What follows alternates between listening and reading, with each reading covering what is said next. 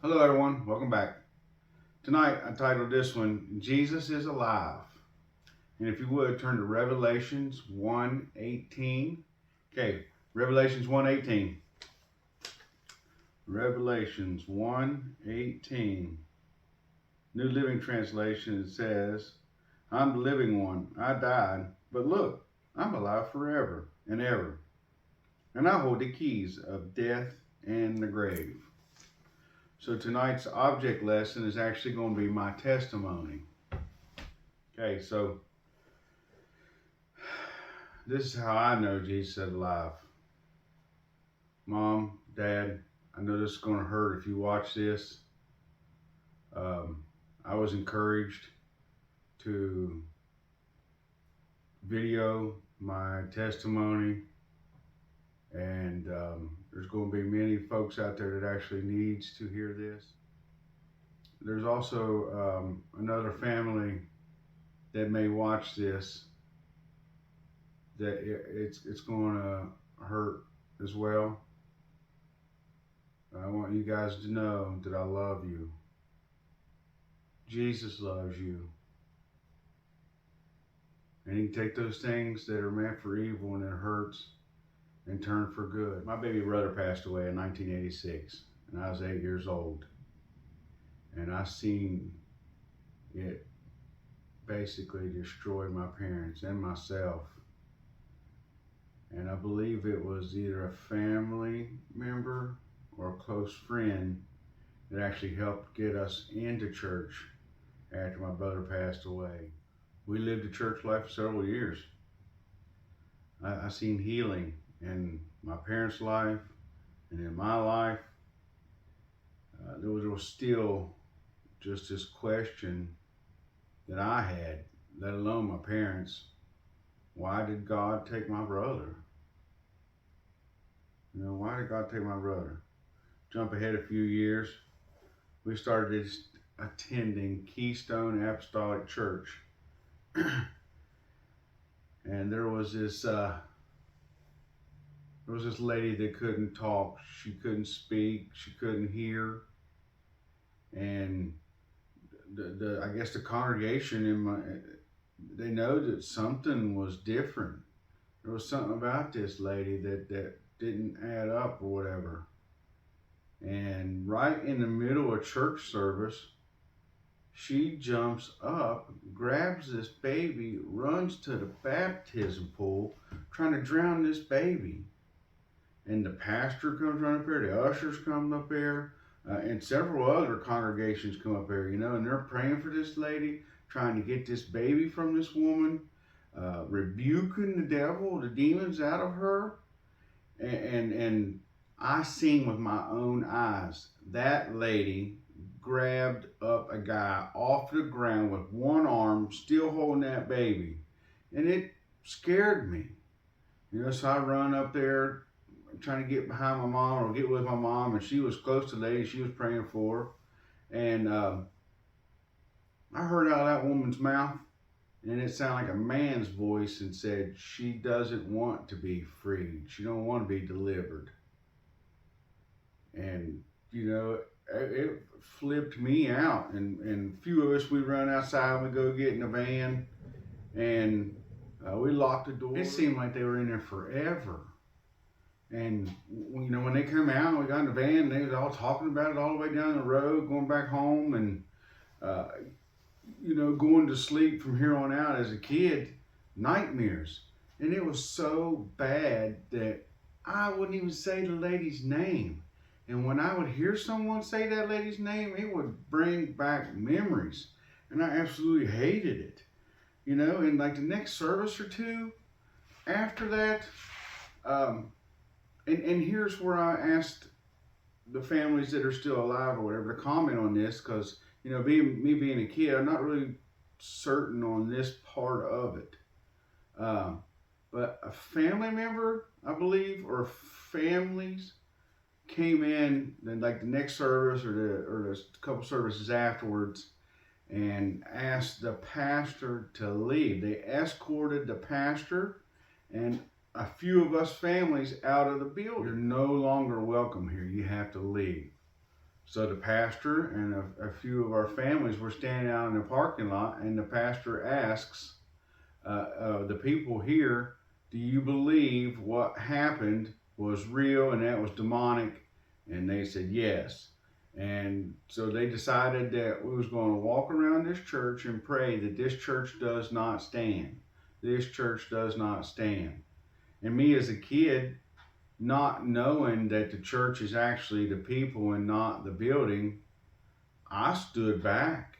I got away from the building because I was expecting for it to crumble. I was expecting for it to fall right then. And it didn't happen.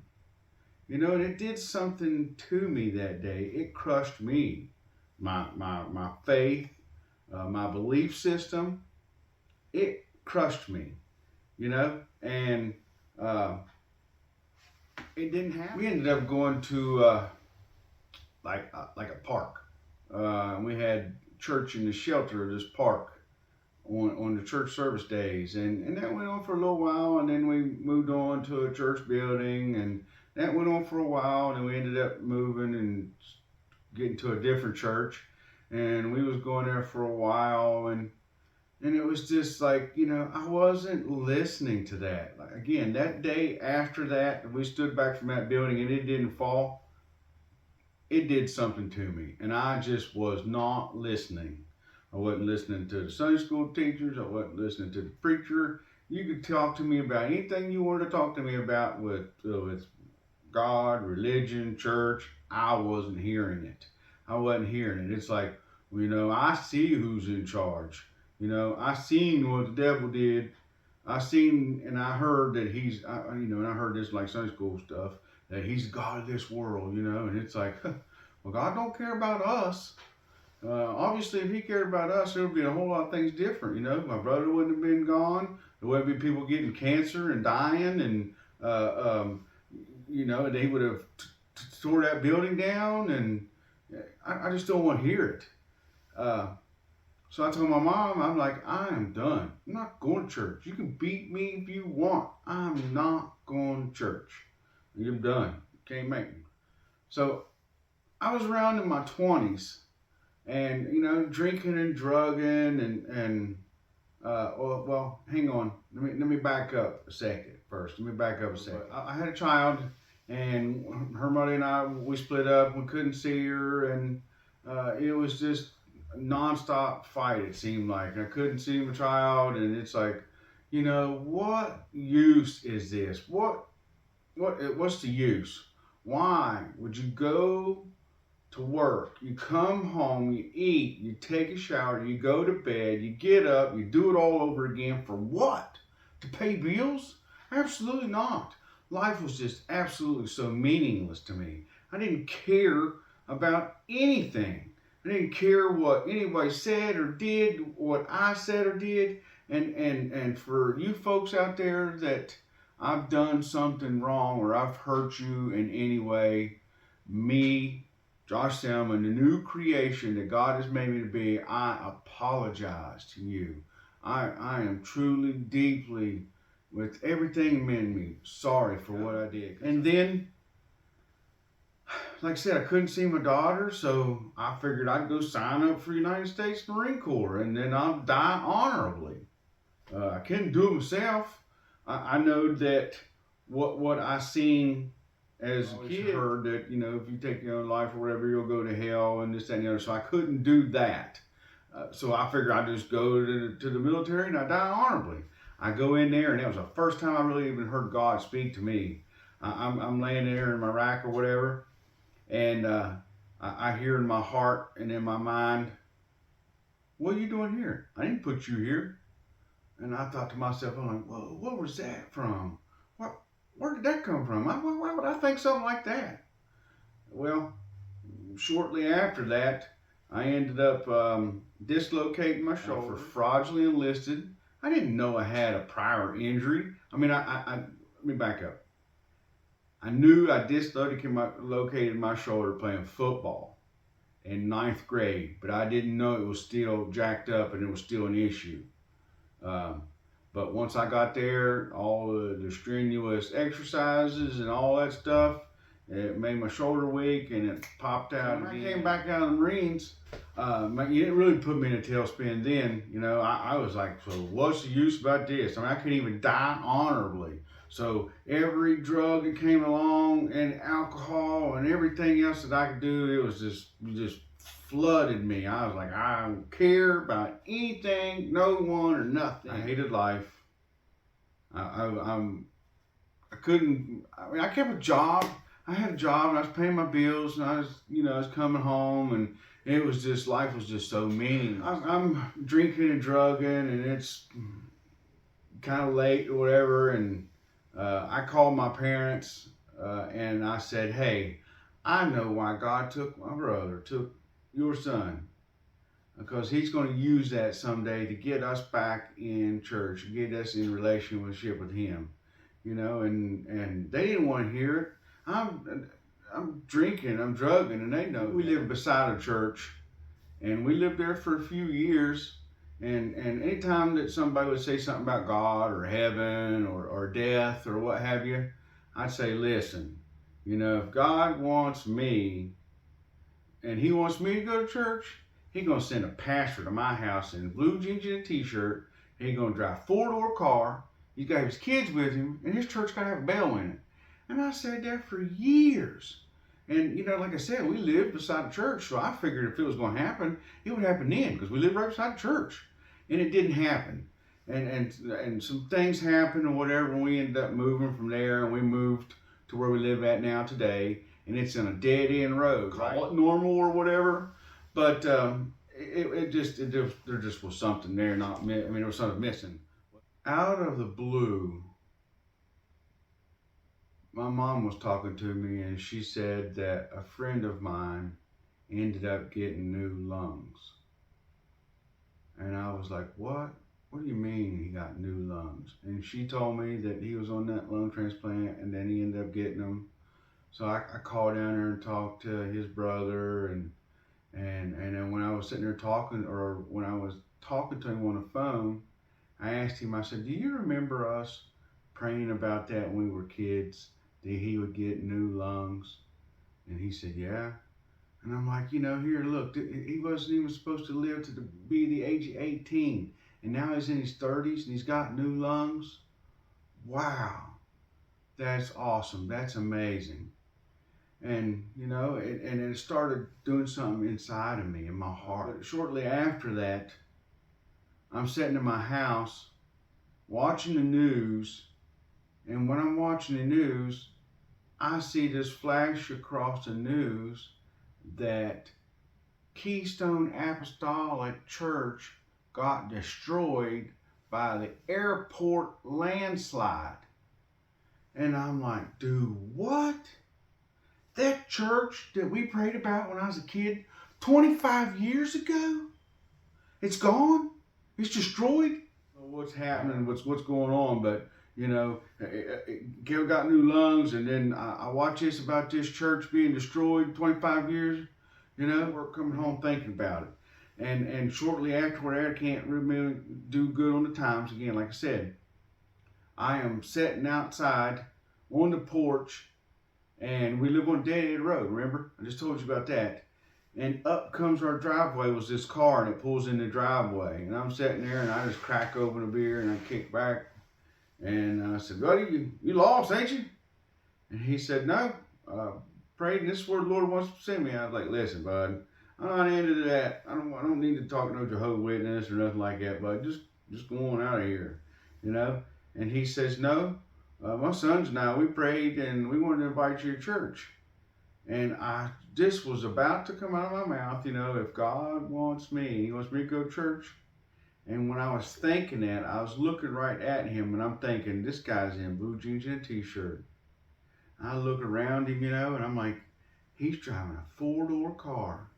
And he just told me that him and his kids were praying about this before they came here. And I looked around, and I seen his sons here, and I said, sir, I got something to ask you. And he's like, yeah. I said, does your church have a bell in it? He said, it does. And I don't remember the guy leaving. I'd like to say that the next Sunday came along, I decided I was going to go to church, but that ain't the case. Come home, and now I'm thinking about Kevin. I'm thinking about the church being wiped out. I'm thinking about that pastor coming in here. I'm thinking about my health. I'm thinking, what is going on? You know, I mean, this is just blowing my mind. My wife, she says to me there one day, she says, you know, I have heard you say for 12 years, 13 years, that if the Lord wants you, He's going to send a pastor to the house, going to be a blue jean t-shirt, or a four-door car, kids with you, and your church got to have a bell in it. Do you know that guy showed up? I'm like, yeah, you know, he did. It took a month or so. And then I come home and I was like, okay, I decided I'm going to go to church Wednesday. And we go up the road because we had to drop something off to her mom before we go. And on the way up the road, the highway has a great big wreck in it, and it's shut down. All 4 lanes are shut down. We can't get nowhere, and we're stuck in the middle of it. And I'm like, Lord, you know, the day that I decided I'm gonna go to church, and here we are all in this traffic jam and this mess. You know, can you help us out here if it's really meant for us to go to church? And at some point the traffic started moving, and when we got rolling, we got back up going to the building, and her mom's building is one of those sky-rise buildings or whatever. And when we get there, the elevator's broke. You can't even get up the elevator. So now we're going to use the stick. Can you hold up the time so we can still get to church or what have you? And it seemed like we get up there and we get back down, and the time really hadn't moved. And it's like, well, great, you know, we still got time to get to church.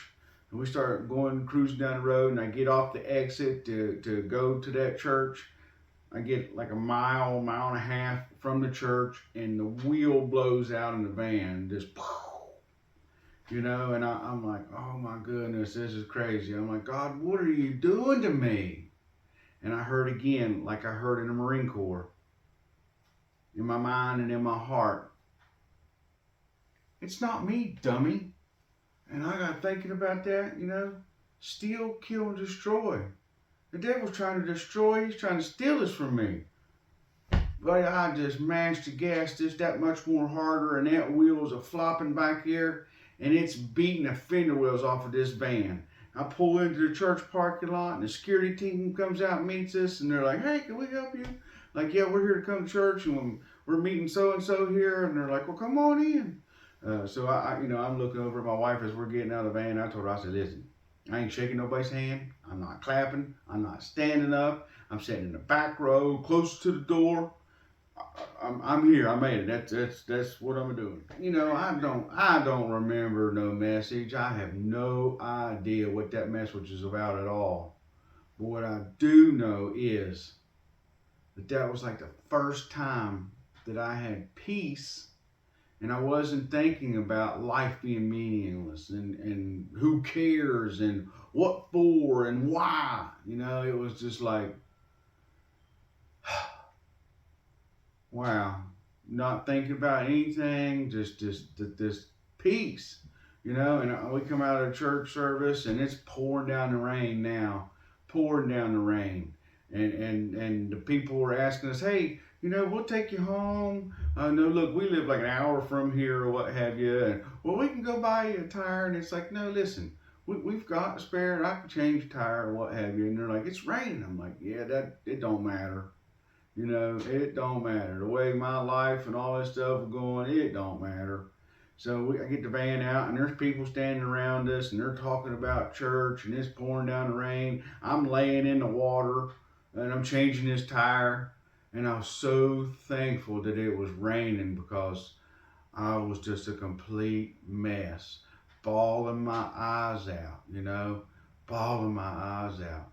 And we get the tire changed and tell a friend of ours, thanks for inviting us and so long, have you? And we start cruising down the road on our way home.